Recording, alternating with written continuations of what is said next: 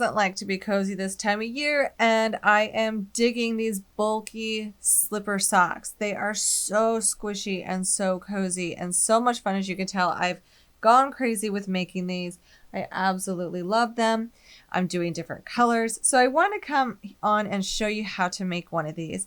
If you have made my simple sock pattern, which is in fingering weight, when I was designing that, I knew that the concept of that pattern could really be used for any weight of yarn. You just kind of had to start and follow the same pattern. But I wanted to also show you how it can be made in a bulky and outline it with some basic stitch counts to get you started, or if you wanted to make these as a gift. So these are on my blog. For more information in the written pattern, click on that link to head on over to the blog.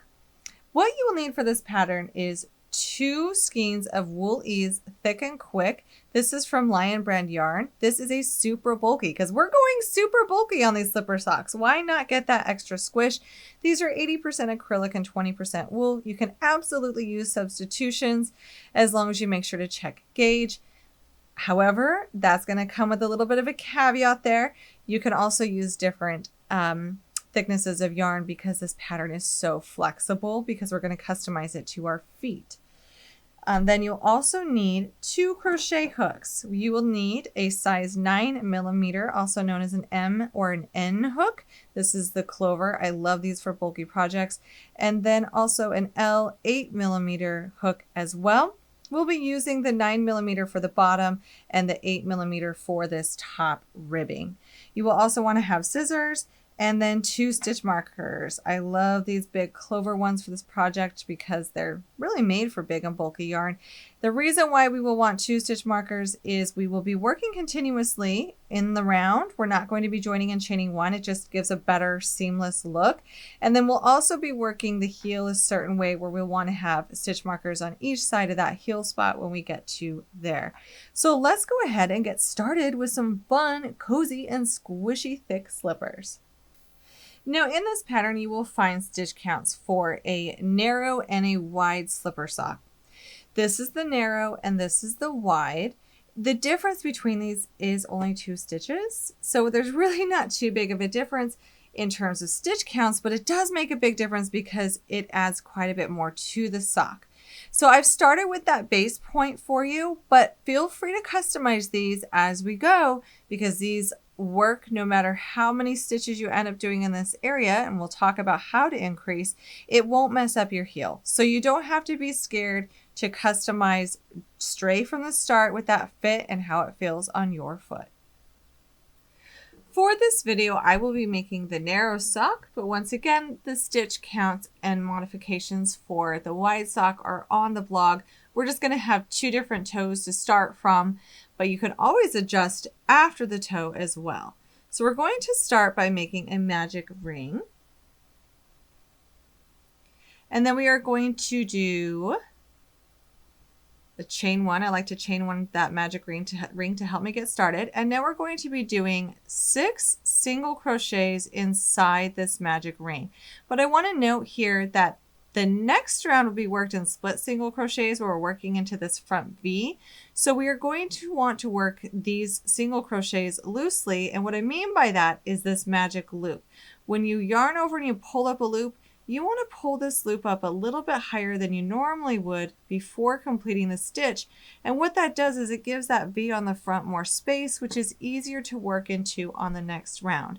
I will say, if you prefer and you don't want to use a split single crochet stitch because you just feel frustrated and you haven't quite gotten the rhythm of it yet, and we are starting working in the round with this in a tight space, feel free to go ahead and do these in single crochet only for the toe.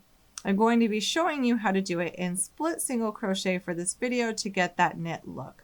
So for round 1, we have 6 single crochet stitches. I'm not going to pull this all the way closed just yet. I'm going to leave some gap because that helps us with this next round to have a bit more space before closing that magic ring.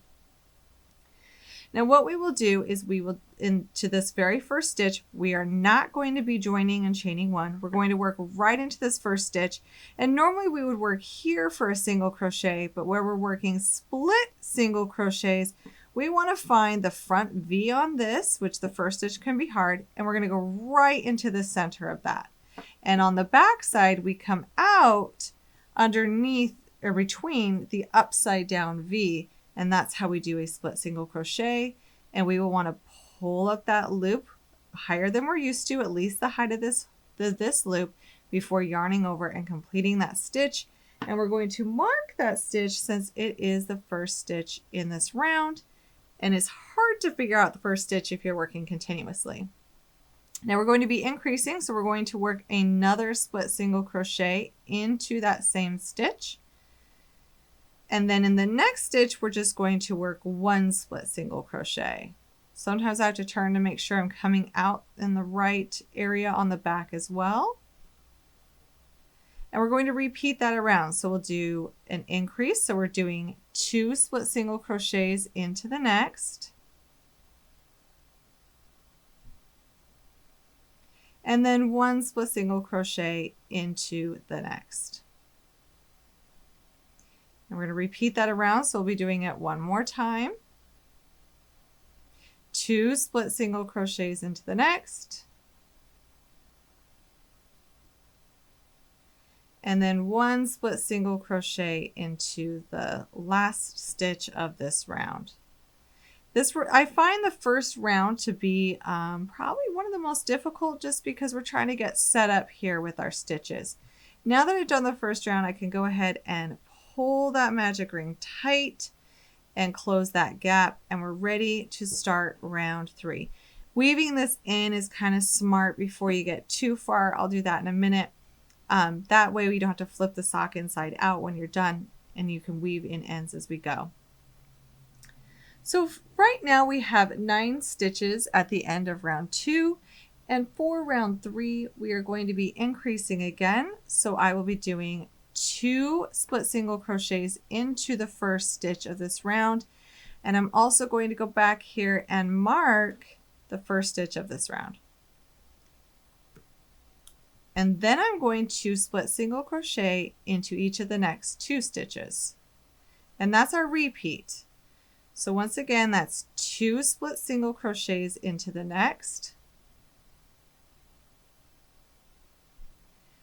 and then split single crochet into each of the next 2. And you'll notice I kind of try to pull this out as I'm working. Our work naturally, when we work in the round, will curl inwards, and sometimes you just kind of got to grab it and push it out so that you can see the stitches much easier and you know where you're working.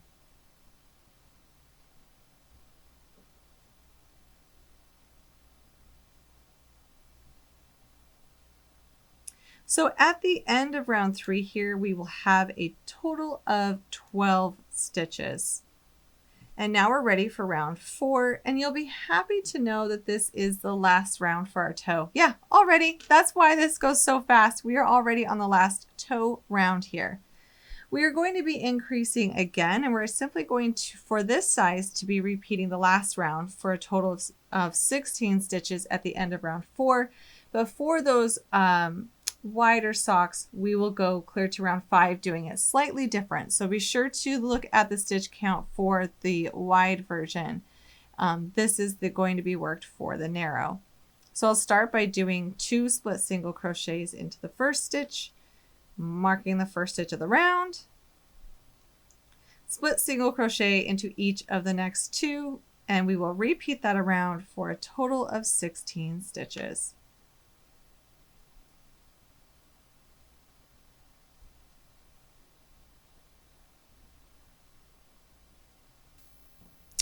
All right, so now that our toe is complete, we're ready to start working the instep of our sock. This is the area of the foot before the heel. So we will be changing our stitch pattern here to be a different stitch pattern. So I'm going to move my stitch marker. We're no longer increasing at this point unless you need to. As we get going on the instep area, if it's too tight, we can do some increasing. So I will do a split single crochet into the very first stitch, and then I'm going to mark it. And now I'm going to do a single crochet into the back loop only. This is what creates this established stitch pattern and that really cute knit purl look, but we're doing it in crochet. So let's do that again. So you'll do a split single crochet and then single crochet into the back loop only, and that will be our repeat around. So we're going right into that V, and then we're going into this back loop only. This will work up quite quickly. I love how quick these work up because it won't take very many rounds for you to get to the next step and get the instep completed. So we're not joining at the end of the round. We're just going to keep working this continuously in this established stitch pattern. And you will want to work this until you get about 1.5 inches from your heel. So now I've worked this until it's about 1.5 inches from my heel. You'll notice my stitch marker is still way down here. The reason why is I know I can find the beginning of my round each time. If I simply mark the first stitch, I just simply follow it up. So if you don't want to move this up for every single round, you can just mark that first stitch and just keep an eye on this line as you go up.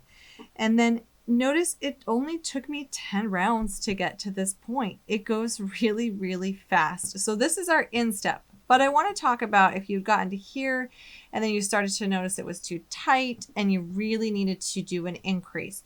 So I'm going to show you how to do an increase when we do the gusset, and that can also be applied down here if it gets too tight, because you'll want to try this on as you go. So for this sock, I only increased on one side of the sock for the gusset of this slipper sock. The reason why is if I had done 2 increases, it would have been too much. When I do an increase, it's actually increasing by 2 stitches. So if you are increasing, try to keep them on the side or the beginning of the round, which will end up being the side of the sock. And you can see where it kind of forks out here. That's because we added 2 stitches that help it fork out, which is a really nice look. I actually kind of like it. So we're going to show you how to increase now for the gusset. But if you need to do this increase sooner to widen this slipper sock, feel free. So for my next stitch, I am going to do 3 split single crochets into the same stitch, and that's how we increase. And now I've added 2 stitches to the round. I've increased from 16 stitches to 18 stitches.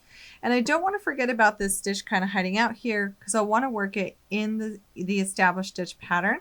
So I want to go ahead and single crochet in the back loop only, and then work the rest of the round in the established stitch pattern. This is also where I like to move my stitch marker up if I haven't, because I did do some changes there. So I want to make sure I know the beginning of my round.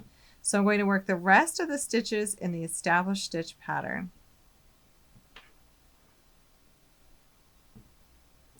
Now that I'm back around, I want to work 2 more rounds in the established stitch pattern. So I'm going to work, these were increases. I'm going to work the first one as a split single crochet, then mark it. And then the next one in the back loop only. And the next stitch as a split single crochet. And then I'm going to continue working in that established stitch pattern all the way around, and then 1 more time. So it'll be 2 rounds past our increasing round. So now that I've worked 2 rounds past the gusset, it is time for us to split for this heel, which is going to be super fun. I hope you're ready for this.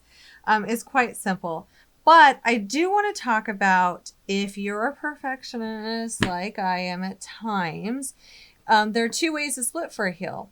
They're both going to have the same outcome. It's just whether you want to hide your increasing or not. So if we were to make the split for the heel exactly the same for both of them, and as we wear them, one of these would sit on the inside of our foot, and then for the other slipper sock, it would sit on the outside of our foot. So if you would prefer these to stay either on the inside or outside, you want them to match where these sit on your foot, you'll do this row opposite for each one. So I'm going to show you how to do your first one, and then we'll talk about how to do your second one. What we want to do is we want to split for the heel, and right now we have a total of 18 stitches, and we are going to go ahead and chain half of our stitches. We're going to chain 9.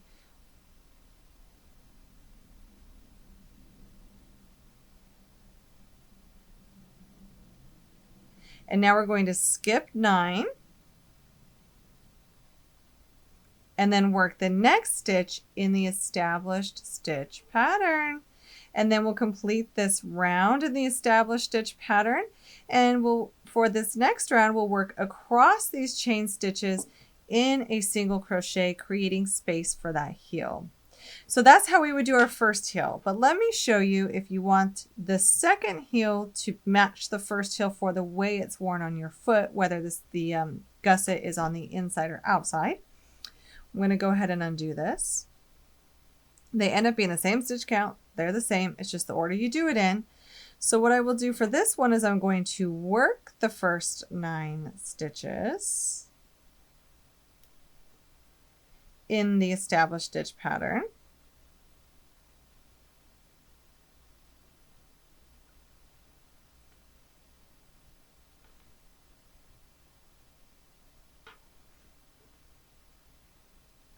And then I will chain 9 and skip 9.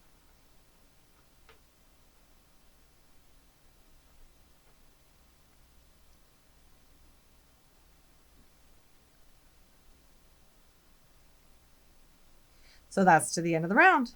And then I'll go ahead and start my next round working that in the established stitch pattern. And of course, when we work across these chain stitches, we'll work them as single crochet because we can't work those in the established stitch pattern yet.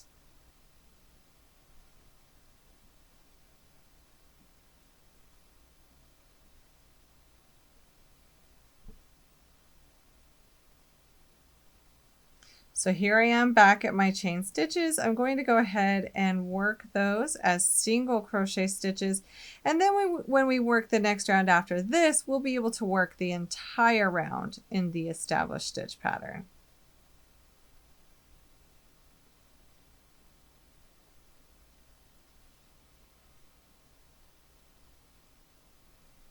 All right, so I've worked the round after the heel split, and now I'm just going to work 2 more rounds in this established stitch pattern for a total of 3 rounds after that heel split. I want to note, however, if you want these to go higher up on your legs, so if you wanted them to not just be above your ankle, but you wanted it to maybe come up to be mid-calf, you can simply continue to work this in the established stitch pattern, increasing if needed, if you need to increase up your calf, but you can make these taller if you want. Just another adjustment to throw out there. I hope I'm not throwing too many at you. It's just these are totally flexible, and I like to point out the customizations that you can make for you, but also feel free to follow the written pattern as is. So I'm going to work up my other 2 rounds and then I'll come on back. All right, so I am ready, and so are you, to start this ribbing. So this cuff, notice it's a fold down cuff. So we'll be working it in rows and then joining.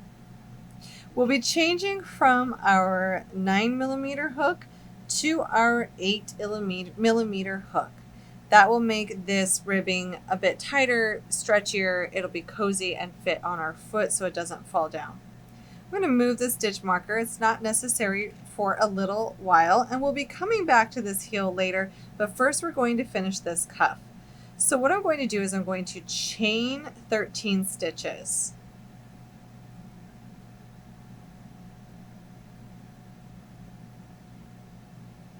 Now I'm going to tighten down that last chain. It's my turning chain. I like to tighten those down, and we'll be working in the second chain from the hook with a single crochet stitch and single crocheting in the rest of the chains across. So that will be 12 single crochet stitches.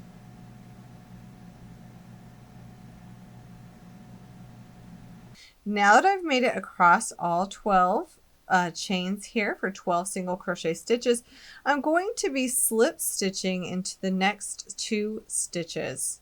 So I'm going to do some slip stitching there into the next 2 stitches, and then I'm going to rotate and turn. Then we're going to skip those 2 slip stitches from the top body of the sock, and in the back loop only, we will be working single crochet stitches again. So from here on out, our single crochet stitches will be worked into the back loop only, and that's what creates that nice rib look.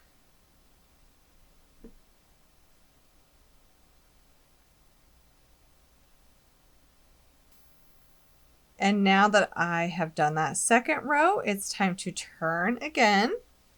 So rotate my work, chain one and tighten that chain one down. It's just your turning chain. And in the back loop only, we will single crochet 12 again.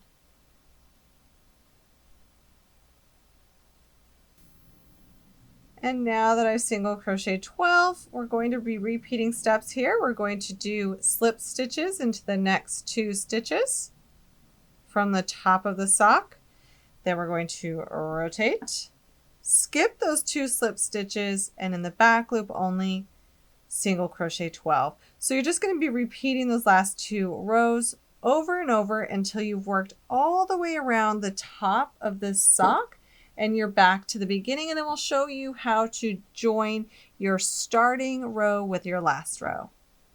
So now that I've worked all the way around, it is time to join our starting edge with our current edge. And the way we're going to do this is I've already chained one and tightened that down, so nothing new. But I'm going to enter the whole stitch here because I like the way this looks when it's flipped.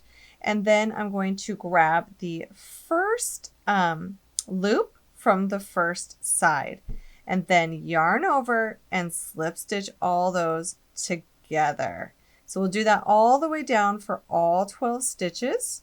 We're going through the first stitch and then the loop from the starting edge and slip stitching those together all the way down.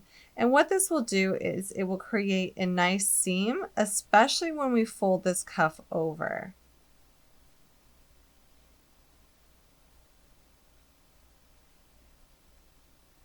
And now that we've worked all 12, so here's my last one, we can go ahead and fasten off. Leave a tail for weaving that in, and our cuff is finished. So we will go ahead and see what this looks like here. When we fold it over, it's quite stretchy, quite squishy, and we really can't tell where our seam is. It hides it quite nicely. It just kind of pops in as that ribbing. So now the only thing we have left to do is the heel. So let's go ahead and talk about that. Now we're going to go back to our 9mm hook for the heel. We don't want to continue working with our 8mm because that would be too tight. So we want to be using the 9mm for this heel. We're going to go ahead and at this corner here, we're simply just going to slide our hook into a strand. I kind of like to hide it behind a stitch a bit. And we're going to slip stitch to join. Now this is our first stitch of the heel. And what I'm going to do is I'm going to be working these stitches all as split single crochets, just as we did for the toe, so that it matches. So I am going to work into that first stitch as a split single crochet and then mark it. It's the first stitch of our round, but it's also going to come in handy for other reasons. Now I'm going to be working half of the stitches. Remember we had 18 stitches for the heel, so I'm going to be working 9 stitches across the bottom here, all in that split single crochet.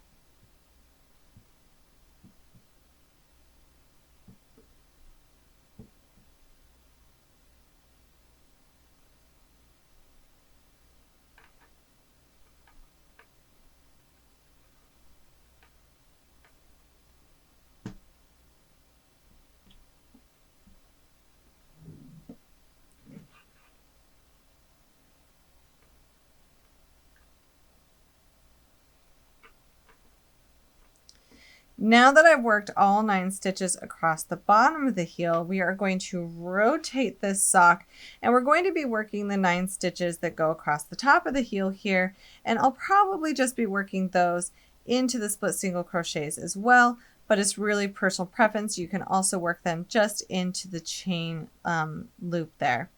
But before I turn and I work into this first stitch, I want to note that if I were to just go directly into this stitch, you'll see a hole here. That's very common with socks. It's kind of what happens.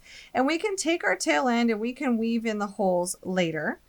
Or another option is to simply catch yarn along this edge. So almost like working single crochets together, but we're just going to insert, yarn over and pull up a loop, insert, yarn over and pull up a loop, and then insert into the stitch we want to work, yarn over, pull up a loop, and then pull through all the loops on the hook. It kind of looks like a star stitch. It just counts as one stitch, but it's a way to pull in the corner of the heel so that you don't have to grab your tail in and weave in that hole later if you don't want to. But I am going to go ahead and mark this stitch. And now I'm going to continue to work the remaining 8 stitches across the top of this heel.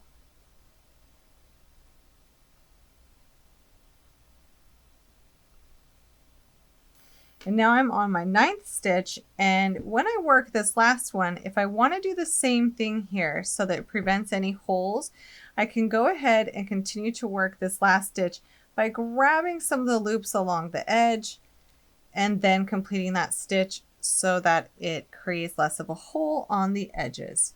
So now I have 18 stitches around this sock, 9 on the bottom and 9 on the top. We have our first stitch marked on this side, and then our first stitch of the 9 on top marked on this side. This is how we will decrease, and this is the same method no matter what your stitch count is. As long as you have your stitch markers marked at the halfway point of all the stitches, this is how it will go. So the stitch that your stitch marker's in, we'll go ahead and work that as a split single crochet, and then we're going to mark it. Then we're going to split single crochet 2 together. So you'll insert your hook into the first one, yarn over and pull up a loop, insert your hook into the next stitch, yarn over and pull up a loop, and then yarn over and pull through all the loops on the hook, and we have decreased by 1. Now we're going to work in a split single crochet until 2 stitches before the next stitch marker.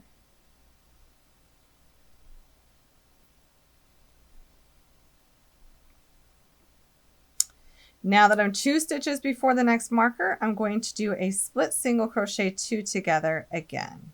So we've decreased by 1 again. And then as far as our stitch that our stitch marker's in, we're going to work a split single crochet. If you have done this as I did, where you picked up some stitches to avoid that hole, simply just try to finagle your hook through all those loops that we pulled up, and then just complete that split single crochet and mark it. We want to keep track of this stitch. And now we are going to split single crochet the next 2 stitches together, and we're decreasing for a 3rd time on this heel. And then I'm going to single crochet until 2 stitches before our first stitch marker in the round.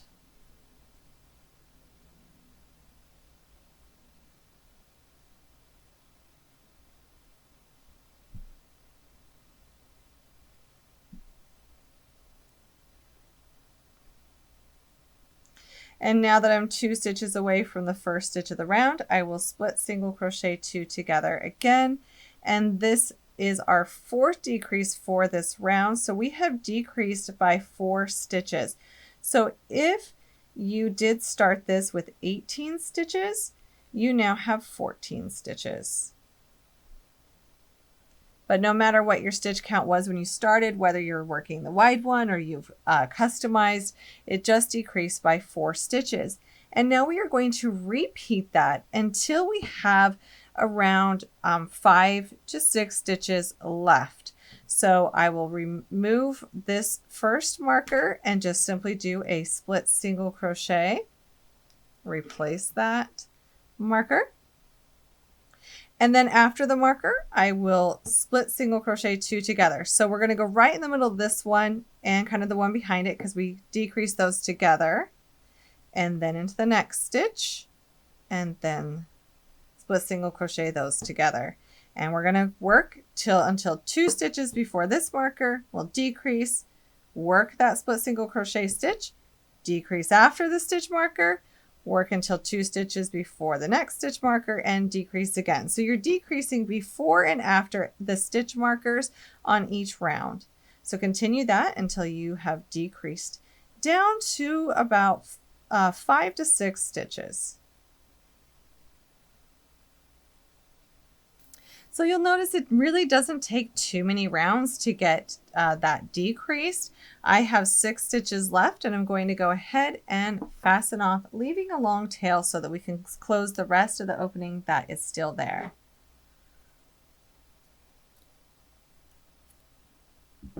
We can go ahead and remove our stitch markers and grab our yarn needle. So now that we only have 6 stitches left, we're simply going to seam these stitches together for the heel. If you like, you can try to do like we do for some hats and loop through each stitch and pull it closed as a circle.